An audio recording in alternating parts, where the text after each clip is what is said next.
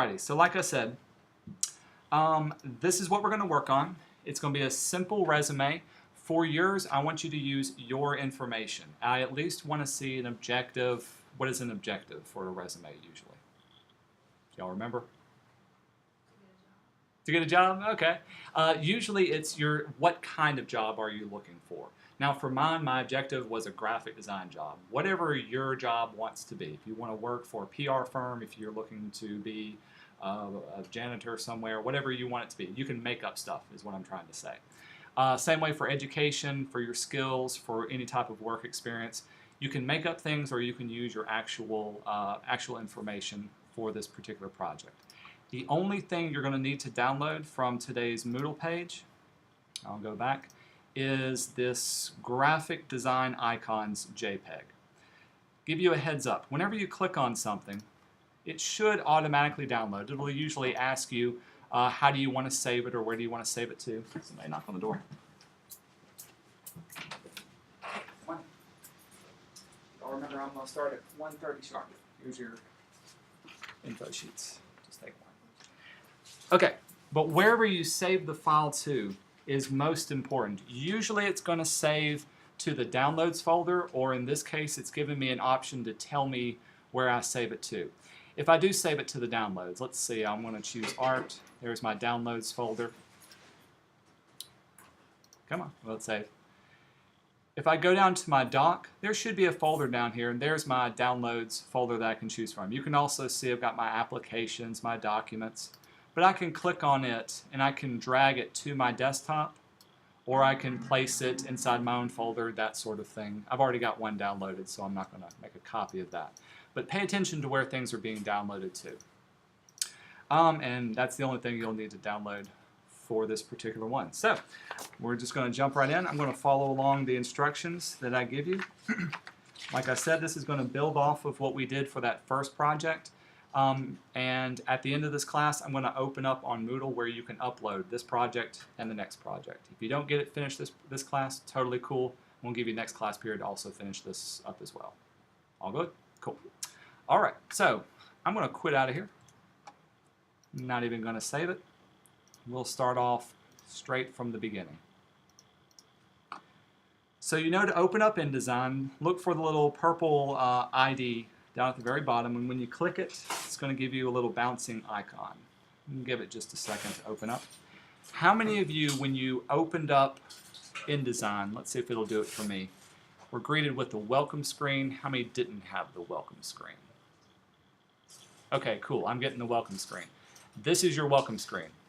How many of y'all noticed that when it first came up? Anybody not have it? Okay, cool. So everybody's all the same.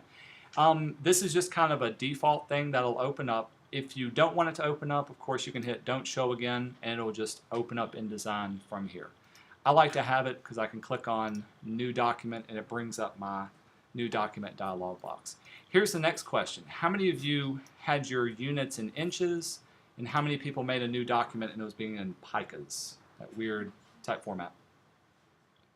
Inches? Inches? All inches? Even better. Cool.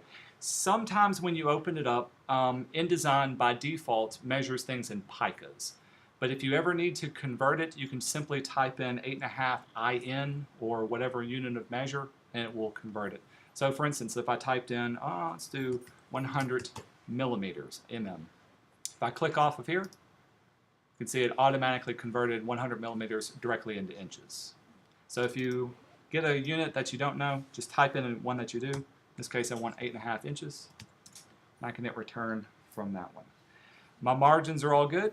I've got 1/2 inch set up down here. Everything else we're going to keep exactly the same. We're only working on one page for today. And this is what we're working on. So here's our page. Here's another really annoying thing that as a student I got perturbed at.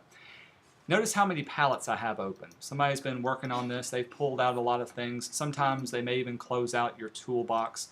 If you want to reset your workspace, like you want everything clean and off to the side the way it should be, you can go up to the Window drop-down menu, find Workspace, and right now we're working in the Essentials. This is just kind of the most common things that are open. If you choose Reset Essentials, This is going to put all of your palettes back into place. You can see they're off over to the side. Here's my toolbox. Of course, I can bring it out. I like mine to be too deep, and you can move those around. And if I need to open these up, I can click the little arrow icon. It'll open up these as well. So resetting your workspace is just kind of a fun thing to do once you open it up to be able to find things. 90% of the problems people have is they got to be able to find what they want to work on, right? How many of y'all kind of experienced that the first project? You found the type tool, but you didn't know where to find the font, or you didn't know how to change the color. That's what I'm here for. If you've got questions, just let me know. A lot of times it's as simple as knowing where to click. Okay, so once we got it, we do want to turn on our rulers. We got our rulers at the top here and on the sides. If you can't see your rulers, it's under the view, and there's hide rulers or show rulers. What's the keyboard shortcut for rulers? Command R. The little clover is the command key. So if I hit that, that's the keyboard shortcut to do that. The first thing we're going to do is to make some new guidelines.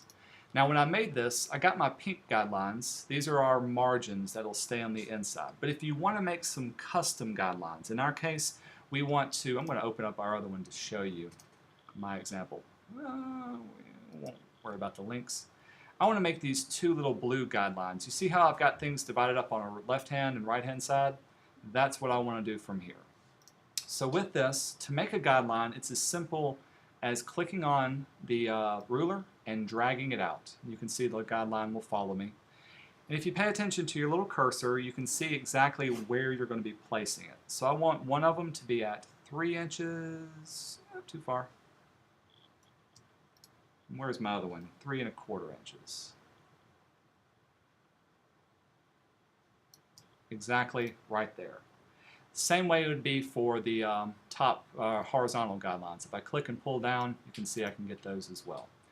If you do need to move them around, you can use your selection tool and click and drag them, or you can drag it back up to the top and completely erase it away from there. Simple things, we're just getting it all set up to place things inside of it. Next thing, let's start making some color boxes, different things to place things inside of. I've got 2 different types of color boxes. I'm going to zoom in. Command and the plus sign will do that. First one, I've got just a rounded red one up at the top, and all of the other ones are my, what do I call these? My label boxes. And these are going to be colors that'll have a little blunt end on the side of them as well. So to make a box, in our case, we're going to use our type tool. How do you make a box? What's the easiest way? Click and drag. Simple as that. So if I click and drag out, you can see I get my height and my width. For these, click and drag. And of course, since it's a type box or a text box, I can actually add type inside of it. In my case, this top one, we're not going to add any type to it. Same way for the one at the very bottom. We're just going to be kind of a decorative box. Now if you did like me and you accidentally placed your text box or your box in the wrong spot, you can use your move tool, your selection tool. You can click and drag it into place. Everything we're going to do is going to stay inside of these margins. Also, do y'all remember what the little outer boxes are called? Margins of the text box that I'm working with. Did I give y'all that term? That's called the bounding box. So if I ever say click on the bounding box or find it, it's the outer boxes on the outside of it. And you can see I can click on these and reshape, resize it. I can even move my cursor just outside of it. And see how I've got a little curved arrow? I can click and drag and I can actually rotate the box that I'm working with. Let's undo that. But the selection tool, the black arrow, is a very, very powerful tool for moving, selecting, and scaling, and even rotating what we're working on. Let's see. So I've got it. Got 2 of them that go all the way across. I know I'm going to want these to be 1/4 of an inch. So I've got it selected. Where can I go to type in a specific height? Do y'all remember this? I can't even remember if I told you about that. All cool? If you've got something selected and you want it to be a specific placement or specific width and height, check out the very top right-hand corner, these 2 boxes. Of course, X and Y are your X and Y coordinates. And if you see right here, I've got a little black dot. That's the reference point. So there it is, right at 1/2 inch by 1/2 inch from that point right there. If I was to choose another reference point, say the center, you can see these move over. Now it's referencing to the center point of the box. So it is kind of important to know where that is. But in our case, we want the width and the height to be changed up. It's 1/8 of an inch, or yeah. So we're going to make it 0.4 of an inch, and there it is, that size as well. If I wanted to change the color, where can I go to change the color? Where's my color picker at? Y'all remember? White square with the line through it. Where can I find 2 of them? Where can I find at least 1 of them? There you go. Okay, middle of the screen at the very top. So this is your fill color. Like she said, white square with the line through it simply means there's no fill inside of it. It's completely blank, none. If I click the little down arrow, I've got some predefined swatches to work from. There's my red, so I'll fill that in with red. If I wanted to choose my own custom color, where can I choose that fill color? I saw somebody point to it. Little arrow tab by swatches on the corner of the screen. Wait, where? On that side of the screen right there where your arrow is. If you go up to the little on the gray tab. On the gray tab. Oh. Is it on the gray tab right Oh, I see. This color? That's one way of doing it. That'll give me different shades and tints of red, but what if I wanted to change the color? Saw somebody else pointed to it. You double click. There you go. This one right over here, underneath your toolbox. This will allow you to customize, whereas here I've got just red. If I double click this one, this will bring up all my tints and shades I can pull from down here as well.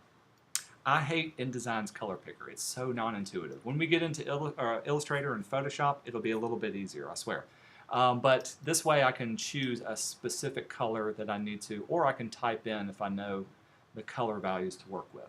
For now, I'm just going to keep this, that red. I can add it to a swatch. We'll keep it from there as well. So I've got one red one at the top. If I wanted to round off the edges of my box, here's the next thing for formatting. Notice how they're nice and square, which is okay. To change the formatting for this, again, it's in the options for what we want to do. I've got it selected. Look in the very top center right here. You can see how my form, or my right here, is set to none. These are some just different styles you can choose from. There's beveled, there's rounded.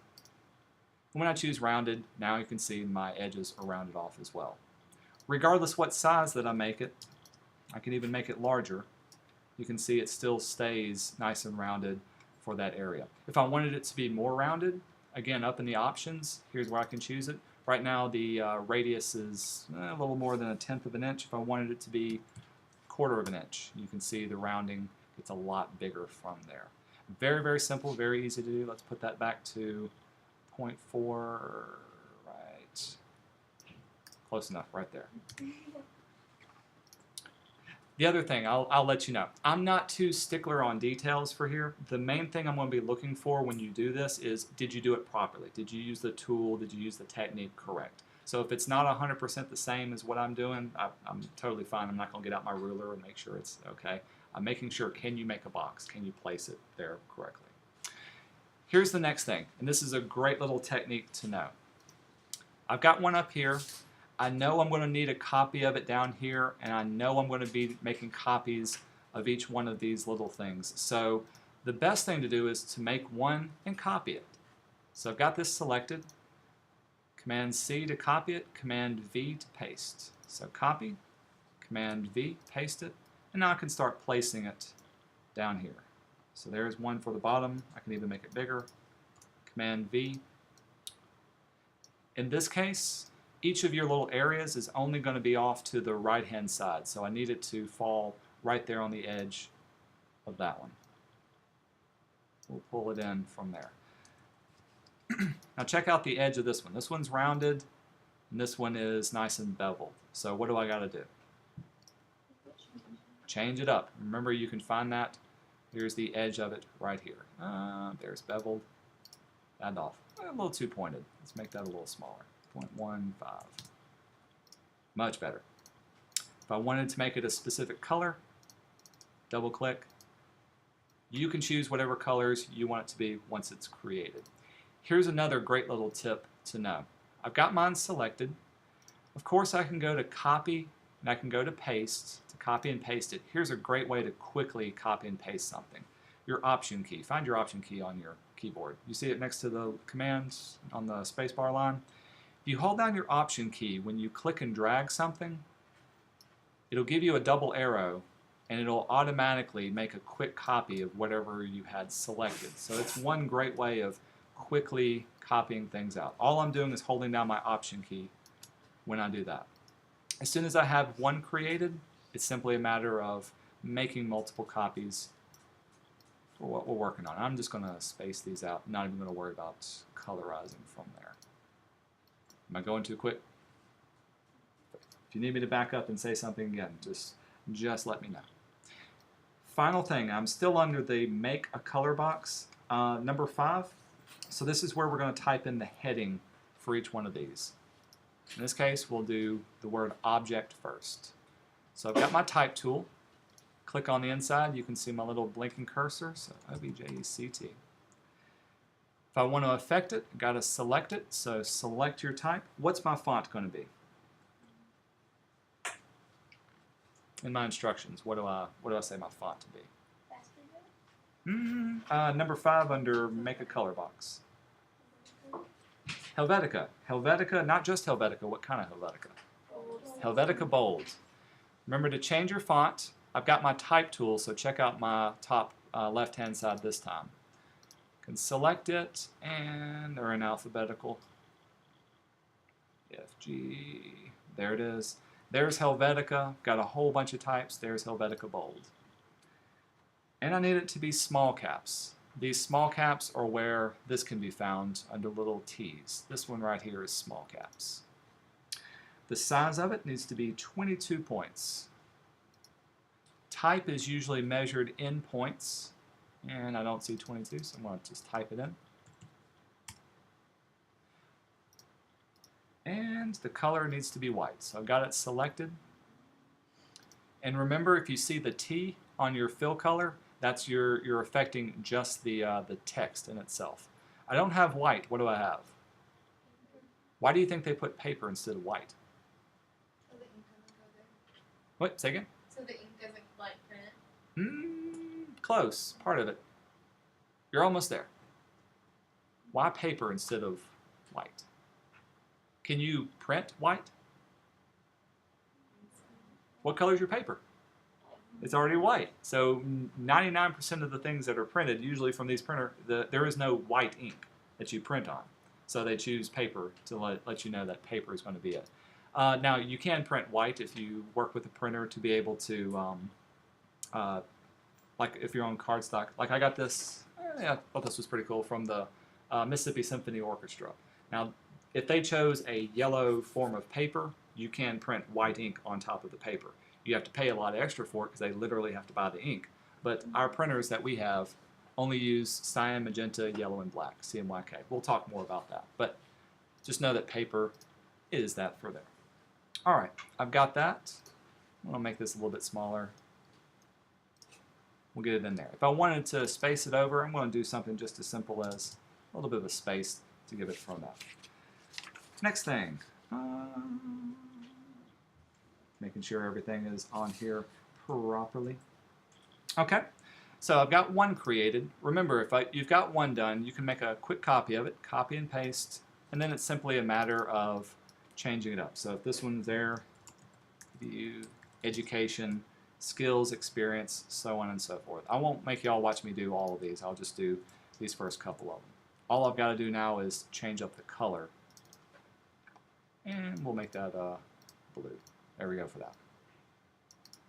And that'll be placed in there. Second thing, let's draw a line. In our case, this line is going to go down the center of the little margin, and it's going to be a dotted line. We do have a tool used specifically for drawing lines. Of course, it looks like a line tool.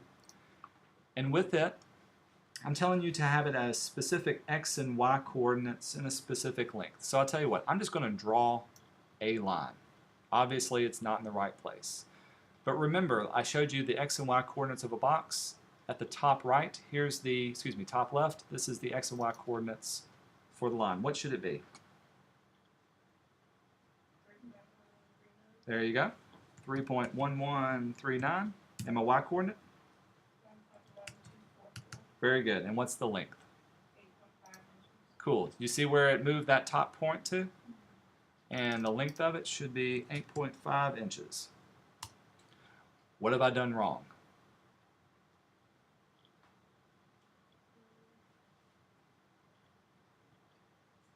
It's not straight. Yeah, it's going off to the side. What I needed to do is to draw a straight line. I'm going to delete this one.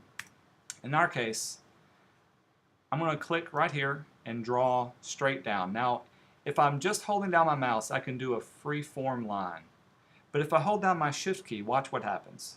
Without shift, with shift, it'll snap my line to usually 90 or 45 degrees. If I wanted to go across, there's a 45 degree, and there's a horizontal 0 degree, I guess you can call it.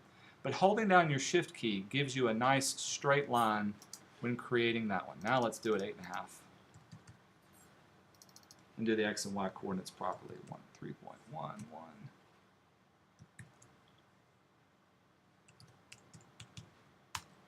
Perfect, right there. The width of it, still have it selected. To find the width, I'm going to choose my selection tool. There we go. There it is, measured also in points, right at the very center of your screen. Right now it's 1 point, so it's a very, very thin line. We're going to make it 5 points so we can see it. And the style of it's going to be dotted. Underneath here, this is our different styles that we can choose from. There's dotted. And so there's a line that we have working from there. We're going to keep it black. Don't worry about giving it a color from there. Have I lost everybody? All going good? Here's the last thing. I'm going to show you how to just make the text boxes. Y'all did this last project, so I'm not going to go into too much detail, but I will show you how to break things up into columns if you need it, and also how to do bullet points. So if you look on my text, I've got a text box, and I matched the color of the text to whatever the color of the heading should be. Notice here, I've got it italics, and here I've got it regular. What font should we be working on for the resume info? Baskerville regular. And you can see underneath there I've got some extra formatting for each one. For the name, what should we be using for this one specifically? Baskerville bold. You can also see the size of it is a lot bigger. For the, let's see, I've got it created. Notice that my name is in its own text box. Remember, this is one thing that makes InDesign very different from Microsoft Word or from other documents. You've got to create a text box for every type of text that you want to place into it. This gives you full control as the designer to place the text right where you want it to go, or to be able to format it separate from other things. So making those text boxes is usually the first thing we're going to do. Let's do one for the object. Should be objective. There we go. New text box. Click and drag between the two lines. I'm just going to throw in some dummy text. My career goal is to clean the bathrooms of the White House. Should be capitalized. Yada, yada, yada. Filling in all the text inside of it. What happens if I've got a text box and it becomes too small to hold the text? Do y'all remember? A little like plus icon. Bingo. If it's too small, like you see on the screen, you get a little red plus icon. That's called over text. It means all the text is running over what you're working on. It simply means you need to make your text box bigger or make your text a lot smaller from there. I'm going to select my text. Let's format it the way it should be. Baskerville. Yes, okay. We'll keep it regular. We're going to make it size 14. The alignment is on the right.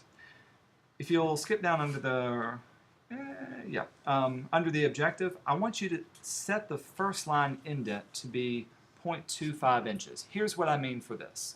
So we've learned how to change the font over here on the left-hand side, how to do some basic formatting and the alignment right here. These text boxes allow you to add spacing between the first line or the left and right indentation. I'm going to hover my mouse over this one. So this is the left indent. So the left-hand side of here, I can add a little indentation to it by increasing it. Y'all see it moving over? So even within that text box, I can give it a little bit more room. Let's put that back down to 0. This one, this is the first line left indent. So this one, see how the first line is created?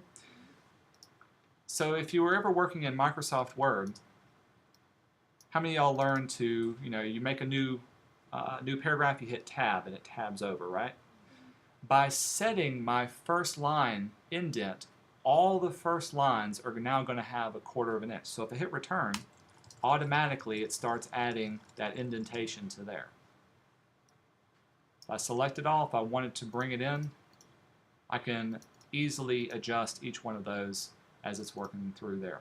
Same way for this one. Here's your right indent, so if I wanted some more space on this side, of course we can't see it too well, I can add those. But for your objective, I want you to add 0.25 inches of indentation, and that's where you'll find those up there as well. The second thing, of course, is your education. Give me a date, usually start and stop time, and I want the date to be italicized. Everything else can remain the same. For the skills, how many of y'all have computer skills to list? At least something. If you can type, if you own a computer, you can pretty much get a job anywhere, at least a low-level job, right? So for this one, however, let me show you something fancy that I've done with this. I've got a long list of skills, and I've got them in 2 different columns of text. I'm going to copy this text, just so you don't have to watch me type it over again. Let's go down here. Let's make a new text box. I'm going to paste it into here. So I've got my list of skills. I'll even make the text box a little bit bigger. All typed out, all formatted. By the way, here's how to make a bullet point on a Macintosh on InDesign. If I type out what I want, let's say a skill is mopping floors. To make a bullet point, I'm going to do Option 8. Option 8 gives me the bullet point, and all I got to do is a space. Notice how Shift 8 gives you the little star, the little asterisk. Option 8 gives you the bullet point, and that's how you do that. Very simple thing to do.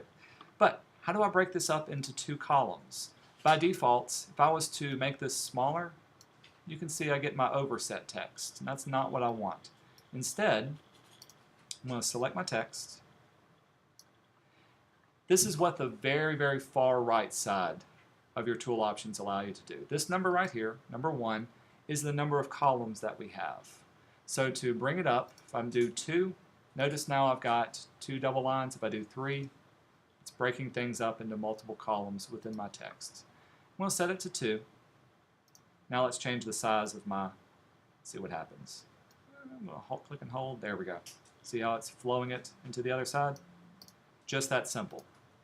So with it selected, be sure you got your type tool, select and drag, and set your number of columns right here. If I had 3, there's obviously 3 columns of text, and it'll flow the text appropriately into there.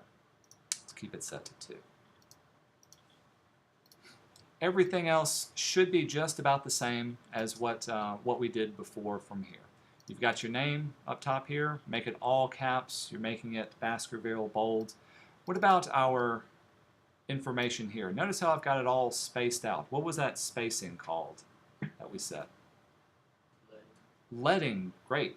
Leading is the amount of space between one line and the next line. And so obviously this has a lot of leading. What is the leading? I've got it selected. Where do I find that?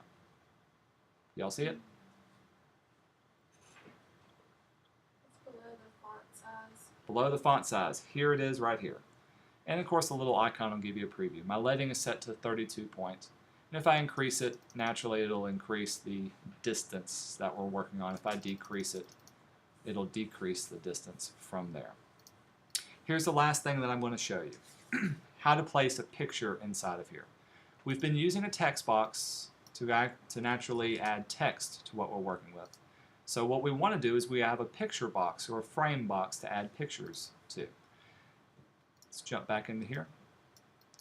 We're going to make one off to this side. I think I asked you to make it be 2.5 by 2.5. So I've drawn it off. Hey, I got pretty close. 2.5 wide. Make this one 2.5 tall. To place a picture inside of your picture frame box, we're going to go to File and Place. Notice Command D. I like to remember that as Command Drop. You're dropping something in. It's then going to bring up our little picker, and we need to find, there's my graphic design icon JPEG. Yours may be in your downloads folder, you may have placed it in your jump drive. But once you found your icon, hit open, and it's going to place it inside of here. Now the picture that I have, let's look at it on the desktop. Where do I have it? There it is. Actually has multiple little icons you can choose from. So don't think you have to use the same one that I'm using. Pick any one of these that you like. I kind of like the little coffee cup, so we're gonna go with that one. He's cute. Once you place it inside of here, I've got my selection tool, my black arrow. Whenever I hover over it, I get a little circle in the center. Clicking on this allows me to move my picture around inside of my text frame. So you can see I can choose one from here. If I wanted the coffee cup, we'll bring him inside of there. If I wanted to make him bigger, what's the outer edges called? What kind of box is that? Bounding box. That's our bounding box that we're working with. I can click on here and make it larger until I only see him. Oops. Now if I deselect it and I don't click on the little center, I'm going to be moving my box around. What I want to do is I want to click on that little center box and move him around. Tell you what, I'll even zoom out. Let's make him a lot bigger. There we go. Now I can only see him for what we're working with. Got it selected. If I wanted to move this, don't click on the center, and then you can click and drag it and place it wherever you want it to be on here. Have I lost everybody? All good? Y'all fun? Y'all excited about doing it? Cool. Take it one step at a time.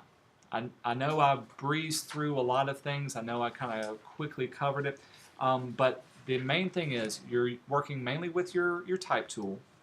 Make your box what you want, then format it. Type in your text, then format your text. Take it one step at a time. If you do have any questions, let me know. That's what I'm here for. I'll be glad to show you what you need to do. When you are finished, I want you to save this as an InDesign file. You can go to File. Let's go back up to here. File and Save. If you've got your jump drive, save it to your jump drive. Save it to your folder. There's Mr. Ivy's folder. And just call it your resume. So Ben's resume. Since I'm working in CS6, I'll save it as that. Will it save? Everything should be good and saved from there. I'll open up the on Moodle place to upload this if you finish it for today. I'm going to turn your computers back over to you and let y'all get started.